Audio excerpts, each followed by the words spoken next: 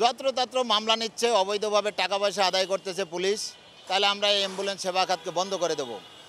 আমরা আজকে প্রেস ক্লাবে সমবেত হওয়ার, এই মানববন্ধনের সমবেত হওয়ার একটাই কারণ, সেটা হলো আমরা বাণিজ্যিক রেজিস্ট্রেশন চাই। অ্যাম্বুলেন্স একটা জরুরি সেবা খাত, সেক্ষেত্রে এই অ্যাম্বুলেন্সকে প্রাইভেট আয়করের আওতায় এনে সবচেয়ে বড় হয়রানি করা হচ্ছে। 52 টাকা আয়কর এর বিআরটি এর বিধিতে থাকলেও আমাদের কাছ থেকে নেওয়া হচ্ছে 34,000 টাকা।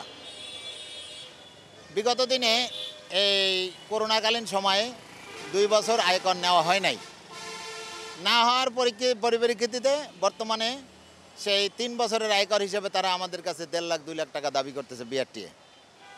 এর প্রতিবাদ হিসাবে আমরা আজকে সমবেত হয়েছি। বিগত দিনেও কয়েকবার আমরা এই আন্দোলন ডেকেছি, প্রশাসনের ঊর্ধ্বতন কর্মকর্তারা আশ্বাস দিয়েছে, কিন্তু কোনো ফলপ্রসূ আলোচনা হয় নাই।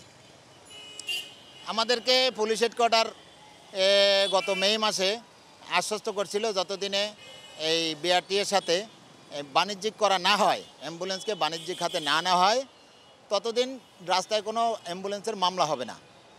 কিন্তু যত্রতত্র মামলা নিচ্ছে, অবৈধভাবে টাকা পয়সা আদায় করতেছে পুলিশ। উক্ত বিষয়ে আমরা পুলিশ হেডকোয়ার্টারকে জানাইলেও, বিভিন্ন প্রশাসনের ঊর্ধ্বতন কর্মকর্তাদের জানাইলেও তারা কোনো ব্যবস্থা নিচ্ছে না।